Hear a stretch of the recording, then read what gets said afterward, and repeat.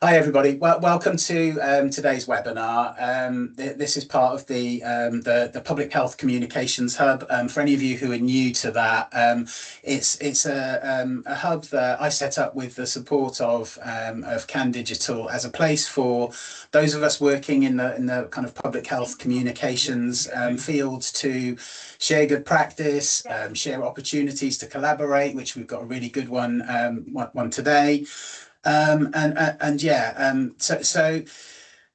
Just a couple of kind of housekeeping things. If you have any questions for our speakers today, please put them in chat, and we will deal with as many of them as we can at the end.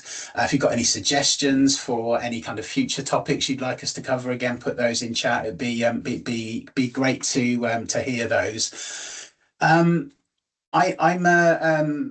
a consultant. My background is in public health and health communications. I now specialise in behaviour change communications and support public sector organisations to run behaviour change campaigns, either through training or a bit of consultancy and helping teams do some really good work in house. So if you ever have any need for training or some support, please do get in touch with me. Today we're gonna talk about I feel like I should have for anyone who's been watching 2026, I feel like I should have a bleep and we should be bleeping out the word World Cup. But if today we're going to be talking about gambling, and we're going to be talking about a really good opportunity for local authorities to collaborate, which James and others are going to expand upon shortly. When it comes to health and harms around gambling, it can and this was an analogy that James brought up the other day, but it can feel a little bit like David versus Goliath. The gambling industry, is massive. They spend a fortune on gambling advertising, and it can be really hard to try and combat that. And in the previous webinar, Matt from CAN Digital highlighted some of the tactics and some of the unscrupulous things that the gambling industry do to target gamblers. And you might, if you didn't come to that, you might find it helpful to look back on that. Just to look at kind of some of the context, it's estimated that gambling contributes to up to 650 suicides in the UK each year. So it's really staggering statistics, and at least 80%, probably as high as 90% of gambling company profits come from just 20% of punters. It's estimated there are over 1 million people in the UK with issues around gambling. You're 9 times more likely to be offered a free bet if you have a gambling problem. And the advertising spend just for the legal gambling industry is around 2 billion a year, plus a huge amount from illegal and sites based abroad. We know the harmful gambling ads remain widespread online. And actually, last time, Matt talked a lot about high risk searches, people looking for ways to kind of get around some of the blocks and stuff that they put on place, and lots of people with who experience issues with gambling tend to do high risk searches between 11 p.m. and 4 a.m. And here we've got the almost the perfect storm with that, because over the next 6-7 weeks or so, starting on the 11th of June, there is going to be a lot of football matches played in the World Cup during this time. So it really is a high risk time for gambling. However, James and others are going to show us a really good way that some ideas and using a tried and tested campaign that we think we can give David a much better chance against the Goliath of the advertising industry. So I'm gonna start bringing in speakers. First of all, I'm going to ask. Really happy to be joined by Jackie Chin from OHID, who's going to help set the context a little bit. So Jackie, would you like to come in and introduce yourself, please? Thanks so much, Russell. Hi, everyone. I'm Jackie Chin, one of the consultants in public health from OHID London. I just want to give, for those who are less familiar with the gambling world, just a little bit about the gambling levy. So in 2025, there was a statutory levy for all licensed gambling activity in Great Britain that was introduced.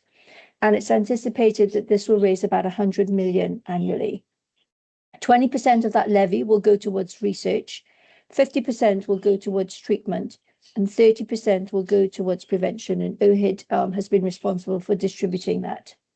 A little bit about how did this public health campaign start? I'm really pleased to say partners in North Central London planned earlier on this year a disruptive public health campaign to help counteract the expected surge in gambling advertising expected with the World Cup coming up. They are really keen to invite any other local authority to join this initiative and are happy to share some resources and toolkits, etc. So thank you for joining today. I'm going to hand you over to James to take us through a little bit more about what that campaign involves and how it will work. Thanks so much. Thanks, Russell and Jackie, for the intro there. Let me just share some slides. Apologies, a little bit slow on the laptop. Hopefully that's come through and you can see that. Brilliant. Morning, everyone. Great to see so many people join this morning. My name's James Dudley. I lead on communications for Thrive London. For those less familiar, we're a public mental health partnership in London. We're funded through the Mayor's Office, NHS in London, and London boroughs also contribute towards our shared programme. Gambling harms, to be totally honest, isn't an area that's traditionally in the scope of where we work and where we sit, but suicide prevention certainly is, and a broader sort of sense of helping to bring about a shared campaign, shared messaging, and bringing partners together is kind of key, that coordination point of what we've been doing since the Mayor launched Thrive London in 2016. So in many ways, this, I guess, just wanted to say right from the top, this isn't our campaign, and as Russell explained, you know, there's a whole heap of evidence behind the odds are they win. It was something that was started in Manchester in 2022, and has been evaluated since as part of what we've been supporting with North London partners. Is around how actually we could use that as a model for some funding that was successful in being received in North Central London to try and implement this campaign during the World Cup.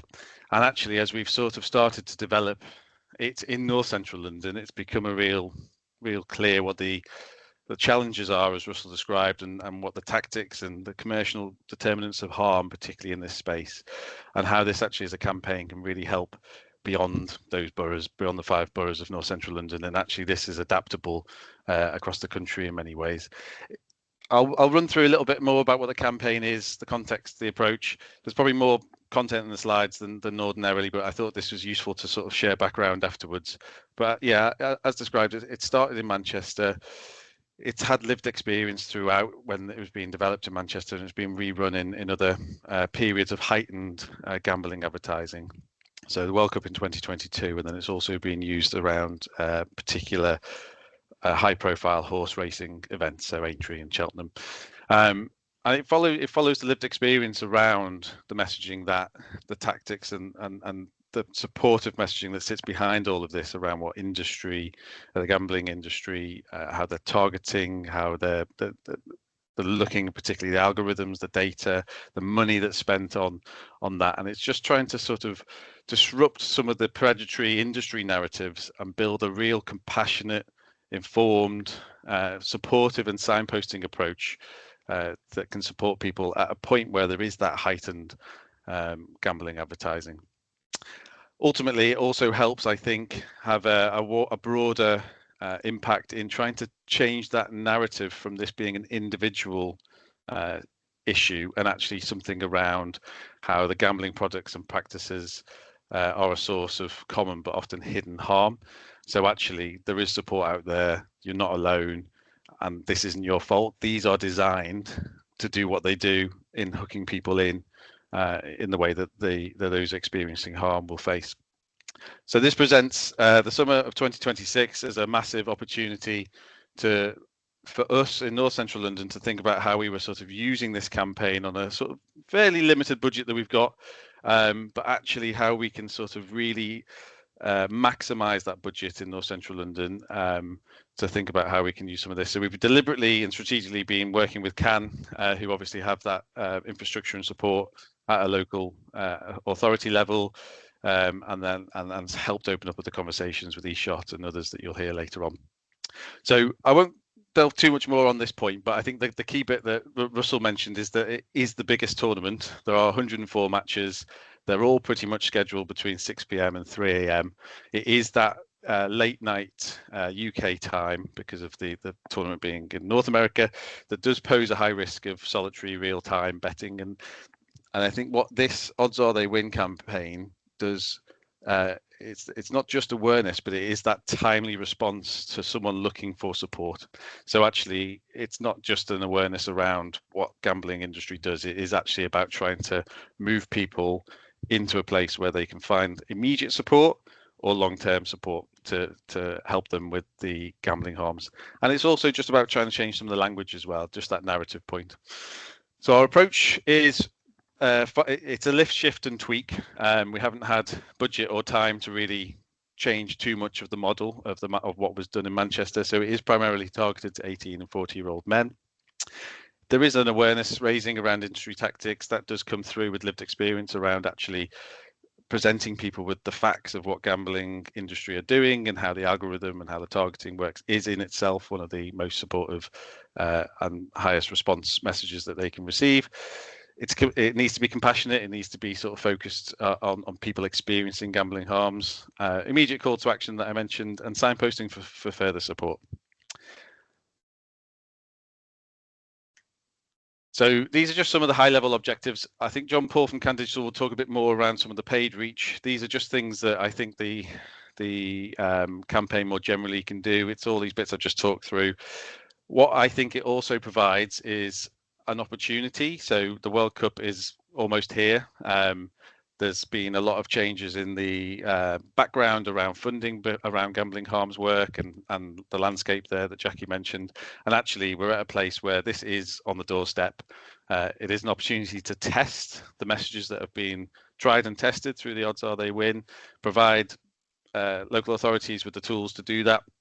And also have a look at maybe a strategic channel choice. So part of the thinking here, and John Paul will go into this more, but obviously what the Manchester model did in 2022 was obviously of its time when we think about the platforms and so forth and the digital paid ads that we're of 2022. As we move forward to 2026, all of that's changed. Obviously, the algorithms different, the cost of advertising on Meta is greater at points where there's higher, it's almost as expensive as Christmas, etc.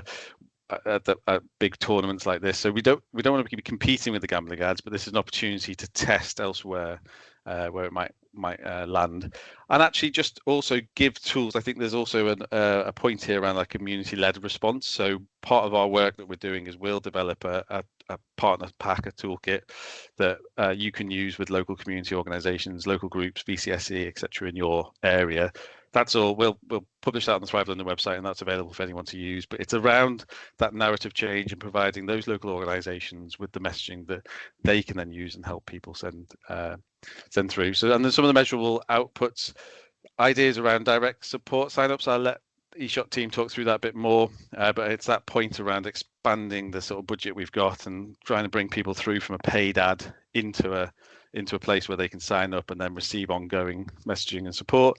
I think this is a good opportunity to test the cost per outcome. So actually, do these messages still have as strong a relevance in the paid space? They do with lived experience, but what does that still look like and mean for the algorithm and the channels that we're going to use them on?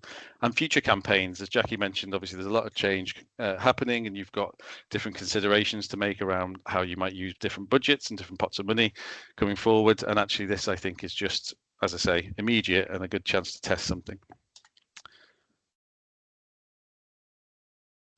So what have we done for the 2026 messaging? We haven't tweaked it too much. We've just brought it up to 2026. Really, we've reassessed all the evaluation that happened on the Odds Are They Win campaign. It's a whole heap of organisations and academic institutions reviewing that. Most importantly, though, I think that the assets remain the same around a narrative that focuses on facts and support rather than blame.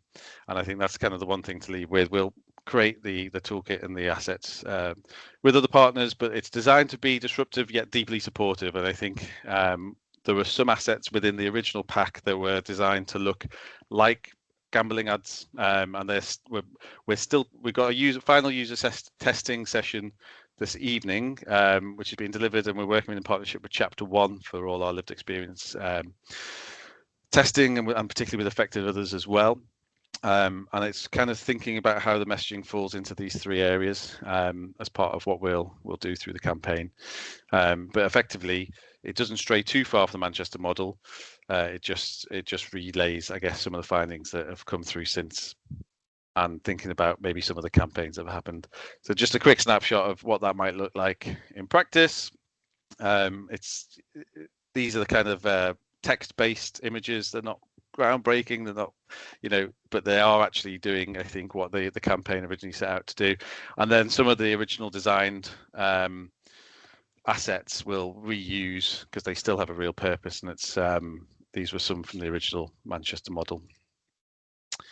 Here's just a quick example of what that might then look like as a message as part of the campaign. So it's an example here around the empty win. There's a concept that we're sort of testing. So it's the idea that a near miss is just a loss with better marketing. And it's that point of just trying to cut through, I guess, what a gambling narrative might be versus what we might sort of disrupt that with. And then there's an example there of what a text-based asset might look like alongside that message, and also something that's been more designed from the original campaign. Just how this sort of is working in North Central London, it might be a bit different, and John Paul might talk about this, but effectively the ads will move, people to sort of find that support or have that sort of message into a sort of campaign landing page. This is what we're starting to develop in Mines and Haringey as part of that North Central London offer.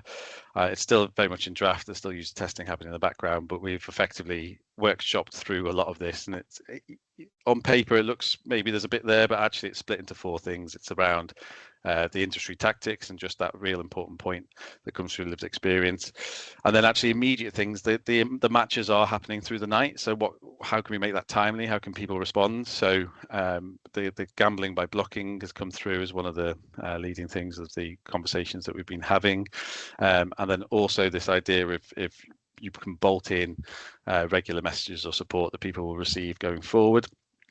And then obviously there's the people who can help bit. So it's the specialised services or GamCare, GamFam, NHS services, etc. All of that can be adapted locally, of course, if you've got other things that you would prefer to put into that.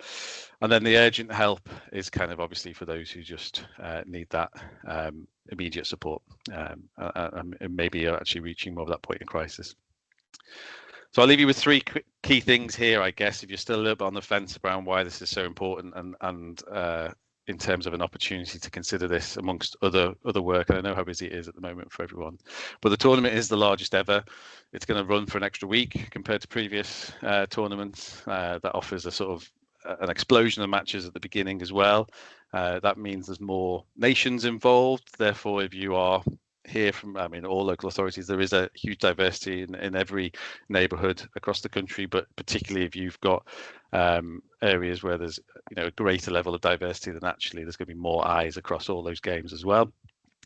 The nighttime point I just can't stress enough, really. I think this is kind of the key bit, that where people become more vulnerable, and that's the point to take away here. Actually, the vulnerability increases, and a stat here that someone shared with us that already this is in France, where there's greater regulation than we have here in the UK, perhaps, arguably, but they're already observing a 25% rise in gambling operators' marketing budgets. So this is an opportunity that the gambling industry are fully aware of. And I think the other thing that maybe isn't in here, but as a tournament, if you think about it, probably with traditional media, phrase, but it's going to be cover to cover in terms of its reporting. It's going to be front page based on the politics of it, and it's going to be back page based on the actual sport and everything else in between. So you won't be able to escape the World Cup this time round, I don't feel. And because of that, it becomes a little bit more of an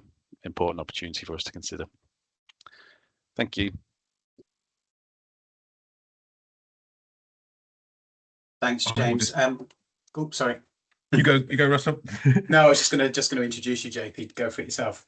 Thank you. I'm John Paul from CAN. That was brilliant, James. And I have a lot of faith in that creative approach. The support focused angle is exactly what works in other areas of mental health, drug and alcohol campaigns that we've seen. And obviously that it's tried and tested is really useful too. I'm going to talk a little bit about how, when you have brilliant assets like that, how do you make sure that the right people see them and all of the right people see them? Because that people can't take action that they don't know about. So we need to be really cleverer than normal about how we place those assets, where we place them, particularly considering we have almost, the battlements aligning against us for this period.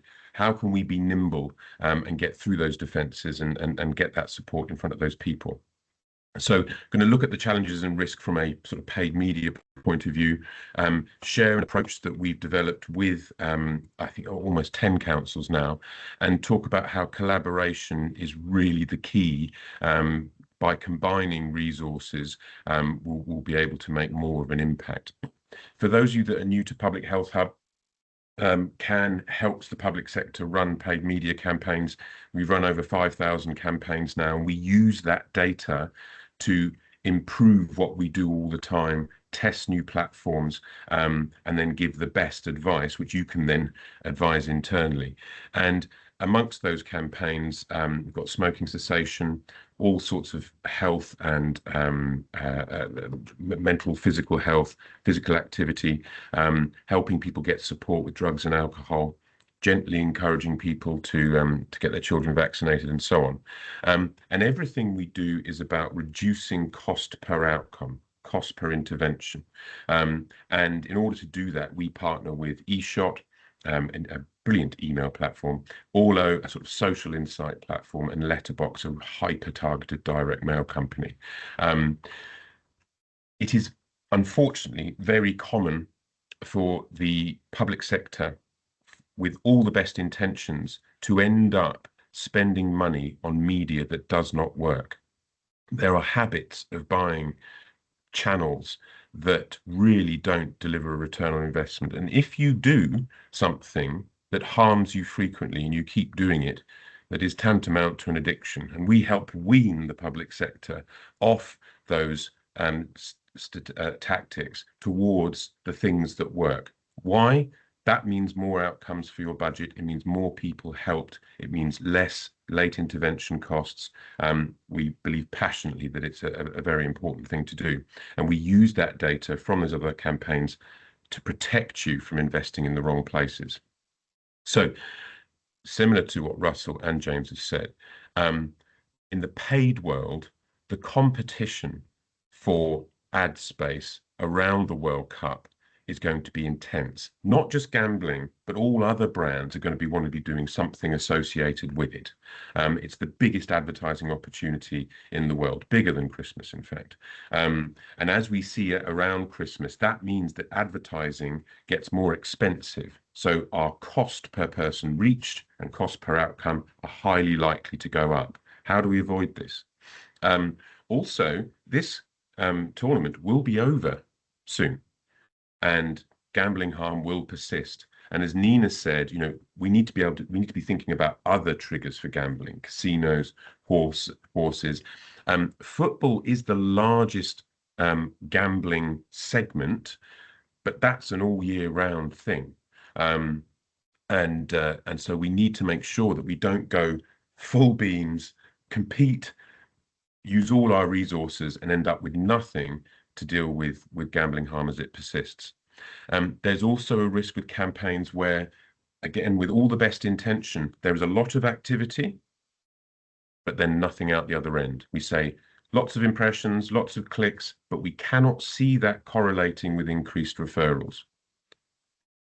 So this is our recommended approach. The people that we're working with, we're recommending go live in the first week of June, okay, ahead of the tournament. They get this message out ahead to plant seeds in people's minds ahead of all the triggers. We don't just want to target gamblers with this. We want to target the people around gamblers, their friends and families, and support them to have conversations with people. That approach is tried and tested with drugs and alcohol, with mental health. People really in a problem, it's often hard to confront, and they obviously don't recognize the challenge, or their enjoyment of engaging in this is greater than their driver to get out. So equipping the community around people is absolutely essential. And we're going to use this international football tournament as a test and learn experience, which will then help us build an audience, and Jacob will explain a little bit more about how that works in a moment, which we can then continue to grow and address a range of other challenges as well. So, recommended approach: start now, start soon. James and the team at Thrive have put this brilliant creative set together, especially for this. We need to get that amplified on Reddit and Snapchat. We're finding that their cost per 1,000 impressions are much lower than Meta and other social media platforms. If you have the resource, use incredibly targeted search. So people looking for terms on Google and being related to gambling harm specifically, and maybe also late night payday loans and late day loan facilities. And then also remarketing. So anyone that engages with this campaign, we can then gently remarket to them on the platforms they're on over the course of the tournament without competing with the multitude of advertising that will be being bought. And a superpower that the public sector has is the use of council channels. Councils, as you've probably heard me say before, are the largest media owners in their areas. They have large out-of-home estates which they can use for free for public health campaigns. Their e-newsletters are read more frequently than often the local newspaper, which is sad but true.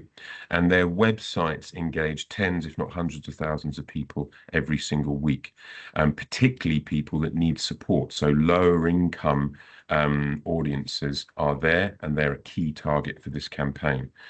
So we want to use a mix of these things to then create a plan which involves the building of a landing page and e-nurture sequence tailored to this campaign, so that it fits your local area, reflects the services that you have, and then encourages people to get more support. And Jacob will give a bit more detail on that in a moment. Then trigger in that first week in June, the Reddit, Snapchat, and Meta ads. Reddit skews a lot more male, and Snapchat skews a little bit younger. So we should be able to reach audiences who we know are at most risk at this time. The use of search to target paid gambling harm elements. Again, we want to identify that audience, bring them through to something, and then enable us throughout the tournament to gently place these triggers in front of them amongst the slew of gambling and football related triggers into getting to support. And that will be the gamblers themselves, but also people affected by gambling harm. And if possible, some councils have advertising space on their websites, advertising space in emails out of home that they can use again to keep supporting that campaign through the tournament without competing with the gambling organisations. And whilst you run this campaign, this is not gambling harm. This is a ketamine use campaign, but it's an example of a dashboard which will help us show you people signing up, people interacting. The purple line in this campaign was referrals to the ketamine support unit. In some parts of the country, like in the West Midlands, you have the West Midlands Gambling Clinic. Again, we can pull that data all together so that you can establish in this short period what the cost per intervention is, and then build a business case for always on based on a sort of invest to save basis. So I just want to talk a little bit about collaboration here. Working with your communications team, your digital team, to make sure you're able to use the council channels, yes, advertising, but also remarketing to cost of living pages, benefits and things like that, so we can target those lower income audiences. By going all together, and I believe there are about 10 councils actively switching this campaign on at the moment, we will be able to run similar tactics in lots of areas at once, which will enable the machine learning in the platforms to work at a much faster rate because we'll have a larger sample. And then we can look at performance by platform, tactic, and message, but also see how that varies over multiple areas. And we'll be sharing this data with everyone in the Public Health Hub, and you'll get the benefit of your campaign being optimized by everyone else's. So this is an often missed collaboration approach. So I'm very grateful to James for facilitating. That will mean we collect data at scale that helps everybody do this better in the public sector. Considering what we're up against, I think collaboration is actually the key to generating something meaningful and demonstrating why we need these things to be always on. Quick call to action before I hand over to Jacob. If you want one of those plans for your area, drop me a line there. I'll be spending all day tomorrow turning these around so I can get something back to you tomorrow, including all the elements in there, and I can give you a sort of £2,000, £5,000 to £6,000, and a £10,000 option for you to consider, depending on the size of your population. A very common risk with public health campaigns is that you take someone from an ad to a landing page, and the vast majority of those people then bounce. And what you're then trying to do is correlate landing page statistics with outcomes. This isn't good enough. What we need when someone expresses that interest and that intent is to enable that person to take one more really simple step and then get nudged towards an array of support together. And that's why we've partnered with eShot, and Jacob now is going to talk through how they'll be using email to accelerate outcomes. Jacob. Thank you so much for that intro, JP. I hope everyone can hear me. Can you see my screen? Yes. Perfect, thank you. Good morning, everyone. So my name is Jacob. I'm a digital outcomes specialist at eShot.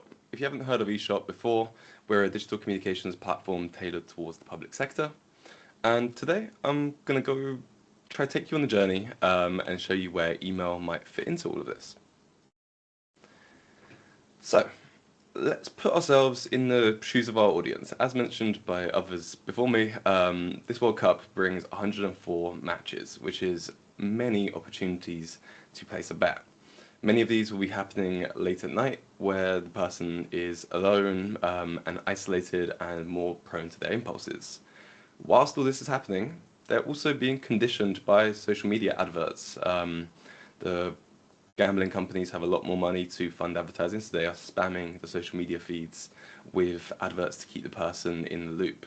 And then whilst all of that is happening, the algorithm actually prioritizes viral posts over safe posts. So the ones that encourage gambling will be getting pushed by the algorithm, and by any user-generated content that encourages it will probably be pushed over the one that discourages it. So we need to cut through the noise and offer the user help during those periods. So just to go over some key factors in behavior change, there is more. However, to improve habits, these are key. Environmental friction is one that's really important. We need to create hurdles to slow down the impulsive betting.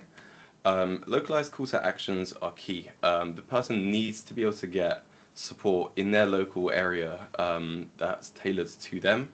Generic content is great to offer that backbone of support. However, the localized bit really offers that higher level. And then none of this works if we don't have multiple touch points. As JP mentioned, you don't want them just to come onto our landing page and then that's the point where we lose the touch point. We want to carry that journey over and be able to communicate with that person multiple times. So email is a large part of the solution for this. It is the most personal and most trusted digital channel. While social media might use algorithms to decide what you see, an email is sent to you because you provided your email address, which also means it can reach you during critical times. Whilst your feed on social is completely full with content that is tailored to promote gambling, email can reach the user to basically cut through that noise. And as mentioned before, it allows for those multiple touch points. We can send multiple emails over multiple weeks at specific periods of time to support the person when they need it the most. Calls to action within the emails will be tailored towards the region that the person is part of, so the support will be hyper local to them. And it's also something that they choose to be a part of, so they opt in and out of this. They provide their email address, so it's a very low friction thing for them to do. And then once they do provide their email address, you do have their data for future engagements, maybe carrying on the gambling campaign, running something that carries on from the point that this campaign leaves off at, maybe engaging them in other campaigns that also can support them. Just to quickly touch on an example user journey. Awareness is the first step of that. The person might see one ad, they might see 5 ads from CAN suggesting that they visit the landing page and provide their email address. Eventually, they'll click through and sign up. Once they do sign up, we want to keep them in that journey, keep supporting them over time, which means we just need to nurture them, offer them all of those different resources and support that's available to them. But this needs to happen over a repeated time frame. We need to slowly drip that information in so they can take it in slowly and make those changes accordingly. It doesn't work if you overwhelm the person all in one go. It needs to happen over time. And then after they've received all the emails, let's continue the engagement. Let's run other campaigns and other support and show them the other support that's available after they've finished the automation. And that's all from me. Thank you so much. My email is on the screen, and so is JP's. Please do get in touch with us if you are interested and would like to get this set up. Thank you.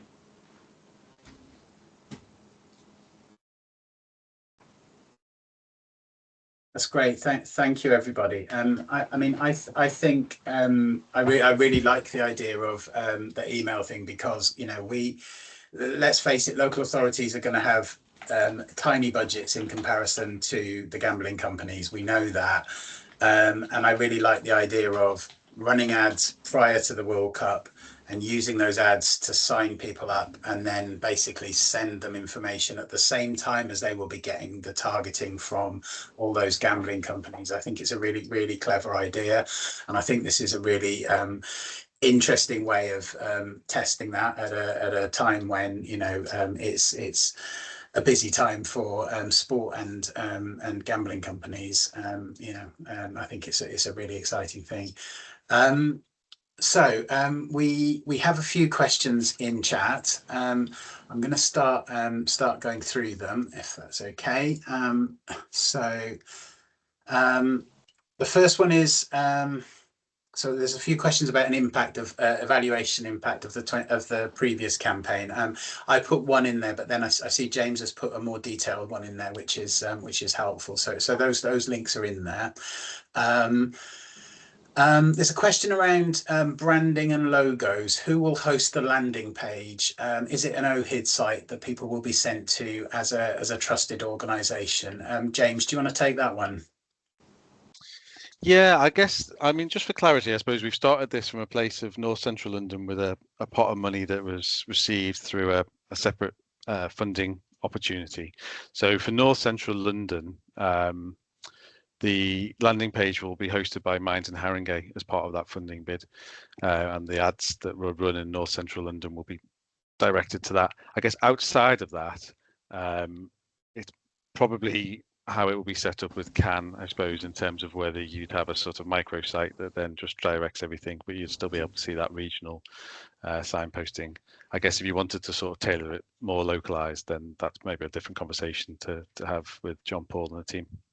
That's right. Whatever the situation is in your area, if there is support, isn't support, there are still behavioral triggers that you can put in, and you can either have the landing page being your site and we embed the data capture element. There was another question there about, so is the call to action to sign up to email or send to local services? It's actually all of them. There'll be multiple calls to action. Tailored to the local area on the landing page, which we can build for you, or you can build at your end, whatever you have time to do. So I wouldn't worry too much about what you have in place. We've got a plan for any eventuality. Thank you. I think that's covered the first two. Is the campaign likely to move people from online to high street betting shops? We don't know. No. We don't know. Yeah.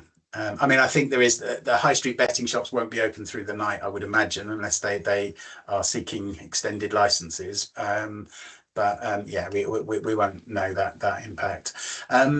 Is there any local authority level data which can be used to support us in making the case for funding? Yes. Anyone?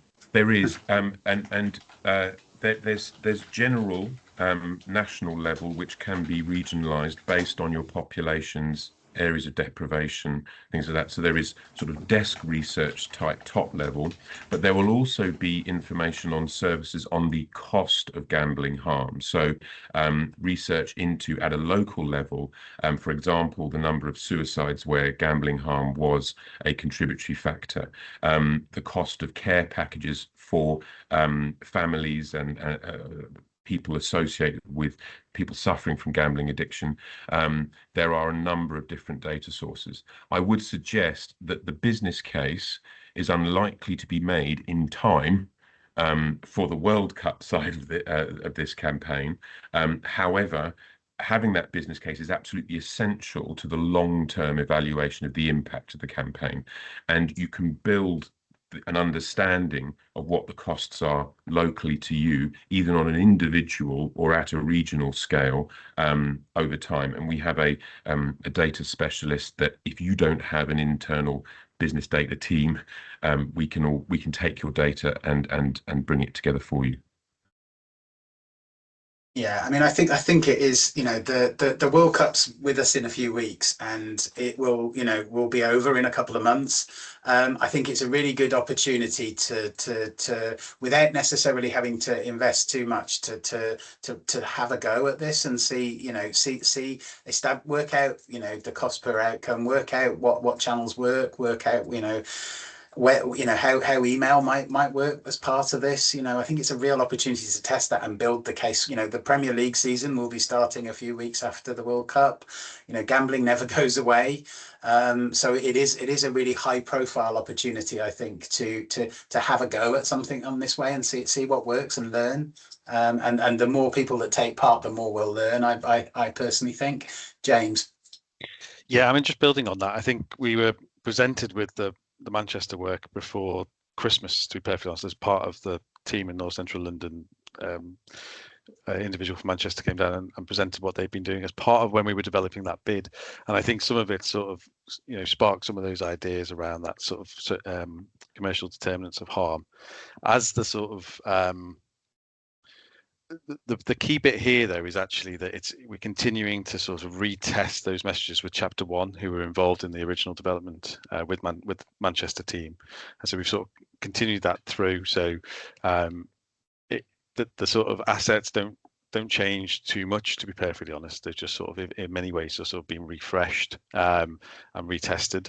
I think that the campaign itself still stands, and it's a great piece of work that Manchester have sort of effectively built the foundations of. There have been other campaigns that have happened since, and I guess just to make that point for this, and it was on the previous webinar actually, if colleagues want to have a watch of that, but it's around how effectively what we're presenting here is a fairly faceless offer, in the sense of the messaging is the key bit still, but there isn't a sort of personality behind it. I think a lot of campaigns have moved more towards user-generated content, which we've seen a really high impact of. Obviously, within the terms of the budget and the time, we've sort of readapted what was available through Manchester. So there's a sort of sense of you might already have other assets that sit around this, I guess, is the point I'm getting to. And I think there's a question in the chat around applying this without the paid advertising. I think the issue there is reach and finding those who are looking for the support. But there's definitely ways of looking at some of the messaging and thinking about how this might be applied to some of the work you're doing anyway. And again, just through those recent lived experience sessions, this is still very much, I think, the framing that is actually having the greatest impact. So effectively, the work that was done 4 years ago still stands the test of time now. It just might be displayed or used in a slightly different way. But I think during the World Cup, putting paid advertising behind it as a way of testing what that looks like, seeing where people do go. There's a question around the call to action, and actually by providing, not our choice overwhelm, but enough of options. And again, just considering when people might be coming through to those pages at the time of day and stuff, it still provides people with us at this level to be able to check what did work well for that short spell, and then what can be adapted longer term as part of this work, if that makes sense. It does, yeah. I mean, personally, I think if you just try and take the campaign without spending anything, when you're going up against all of that budget that the gambling industry has got, you're going to do very little other than tick some boxes to be seen to do something right, by your stakeholders, but you're not going to have much in the way of impact, unfortunately. So yeah, let's just looking at some of the other questions. For the 2026 campaign, what measures were taken to factor in the demographic and epidemiological changes from the one done in Manchester in 2022, so that this campaign will be fit for purpose and impactful this year? I guess you kind of covered that in terms of the review, but did you want to add anything else on that, James? Or no, I think that's it. I think the honest answer is probably that's the level of adaptation we've deployed is what's sort of already been described. I think, but it's a snapshot of time to be able to test something now for a heightened period, and then learn from that locally. Yeah. Okay. This one's probably for you, JP. How will you/we assess afterwards whether the campaign has been successful and worth the spend? What outputs and outcomes will be reported back to us, and what is the project timeline for sharing a full evaluation with the commissioners after the campaign, please? So this is where the collaboration and the partnership approach is essential. If you don't know the gambling referral data, the gambling support data in your area, as in the number of people who are referred and what happens to them, you need to get to know this. If you don't know it, you won't be able to build the business case ever for tackling gambling harm. We'll be able to tell you how many people we've sent you and how many actions have been taken. But as with smoking cessation, we need the smoking cessation support service to tell us about quick dates set. With this, we'll need to know what you have in place at the local level, and those organisations to feed back how many people have got in touch. And we'll look at pre-campaign, during campaign and post-campaign referral levels, and then be able to correlate campaign activity with hopefully an increase in referrals, which can then be used to substantiate the business case. But understanding that data is definitely at the local level. We do not have access to it. You, as either commissioners or in partnership procuring those services, will know that. If you don't have anything in place, that obviously can't be solved in time for this campaign, or even anything else you do on gambling harm in the coming months. There are steps that people can take. So, like signing up for this support and taking things like ad blockers, like how to have conversations. There are things that can be done at the family and community level, which can still help reduce gambling harm. But if you're not collecting the data, we're not going to be able to correlate this with anything. Thank you. There's an interesting question around translating resources into multiple languages and benchmarking at the official reading age. Anybody want to come in on that? James, on the creatives? Yeah, it has come up as part of the sort of workshops and conversations. I think the honest answer is we just haven't had time or budget for this particular campaign, if I'm being totally honest. I think, again, though, if there's it's back to maybe the point earlier around that community-led approach. So it's actually sort of starting to think how you engage those VCSE organizations, grassroots charity organizations type of thing, where you are, and sort of informing them about the campaign, the sort of, the rationale behind it and how they might support it at a local level at that point. But not, we won't be developing anything in that sense. Could I also add to this that there is often the perception that English not as a first language, we need to translate assets. But if you then don't translate the landing page and then the service that people will interact with, it's almost the same as doing nothing. So if you've got the service in place to cater for people that want to interact with the service in that language, then we can extend from that. But have that in place first, so that if they call, if they need support, that's there, and then we can build and drive people to that. There are tactics we often use in vaccination campaigns, men's mental health campaigns, targeting, for example, cricket news from India, Pakistan, and the West Indies, that we've tried and tested. So that sports contextual, targeting people where they are with stories that are pertinent to that audience, that's possible. Yes, but you must make sure that the user experience when they come through remains tailored to that community. Thank you. There's a question which I think probably came in before you finished presenting, JP, but just asking about the different levels of investment and what you would get for them. I don't know whether you want to just say a little bit more about that. Yes, so due to the last minute nature of this, there is a £2,000 option. Now, that probably won't reach everybody in all the target cohorts, but it will get you started and it will give you some data. The ideal way to plan campaigns is to use your local data about the target audiences, and then scale the investment based on the size, but based on the size of those audiences and a certain frequency of targeting them over time. Again, that can all be done very, very quickly. I would suggest that the key thing is to get going, and then we can learn, and then we can model to be in line with audience size and service capacity. Thank you. Probably one for you, James. Are you talking to the NHS gambling treatment services so they're aware and that there may be an increase in traffic or contact? Yes, yeah, it was a good question, actually. I think the point is around not sort of overloading or overwhelming those services that we're signposting to. Yes, is a short answer, partly through sort of the partnership in North Central London, but I think it will also become a bit clearer that how much this is scaled. I mean, I guess there's a point as well around this not being a huge amount of notice, and that's true. I guess it's sort of come through on the back end of a conversation that this is an opportunity for those who are able to activate it and mobilize. Then that's helpful to sort of get that sense as well, so we can feed that back to those organizations. But yeah, I mean, take the point that it's sort of 11th hour, but in many ways kind of a lot of how we inevitably operate a little bit on some of these public mental health campaigns at times.